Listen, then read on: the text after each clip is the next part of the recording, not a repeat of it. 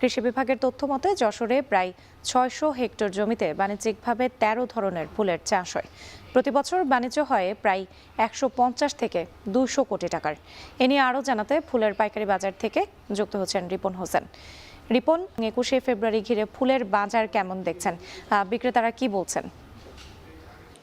রাত্রে থেকে শুরু হবে যে ২১-এর প্রথম প্রহরে ফুল দেওয়া, সেই শ্রদ্ধা জানানোর জন্য যে ফুল ইতিমধ্যে এই পাইকারি বাজার থেকে বিভিন্ন স্থানে যেতে শুরু করেছে। আমরা দেখেছি যে ভোর রাত থেকেই এই বাজারে ফুল বিক্রি কিনি চলছে। আজকে আমরা দেখছি যে প্রতি পিস গোলাপ বিক্রি হচ্ছে ১ টাকা থেকে ৬ টাকা পর্যন্ত। গ্ল্যাডোলের যে ফুলটি রয়েছে রং ভেদে ৭ টাকা থেকে ১৮ টাকা পর্যন্ত বিক্রি হয়েছে এবং জারবেরা যে ফুলটি রয়েছে ৪ টাকা থেকে ৭ টাকা পর্যন্ত বিক্রি হয়েছে এবং চন্দ্রমল্লিকা ১ টাকা থেকে ৩ টাকা বিক্রি হয়েছে।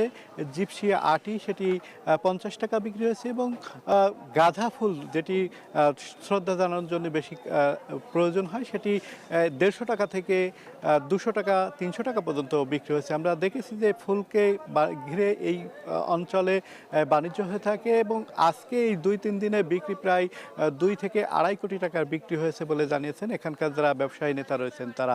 আমরা চাষিদের সাথে কথা বলেছি, তারা যেটি জানিয়েছেন যে রোজার কারণে দাম কিছুটা কম রয়েছে এবং বাজারে পর্যাপ্ত পরিমাণে ফুল রয়েছে, সে কারণে চাহিদা কম থাকায় দামটা কম রয়েছে বলে জানিয়েছেন এখানকার যারা কৃষক রয়েছেন তারা বলছেন যে মৌসুমের একদম শেষ সময় এটি, এই সময়টায় কিন্তু ফুল বিক্রি হয়ে থাকে এবং এরপরে ঈদের পরে আবার কিছুদিন ফুল বিক্রি হতে পারে। তবে গরমের কারণে ফুল ফুটে যাওয়ার কারণে তখন আর ফুলের চাহিদাটা কম থাকে, সে কারণে দামটি তখন কম থাকে। তো সব মিলে আমরা দেখছি যে ফুলের দাম কিছুটা কম রয়েছে। এই ছিল এখান থেকে আমার কাছে সর্বশেষ ফুলের বাজারের খবর রাত্রি।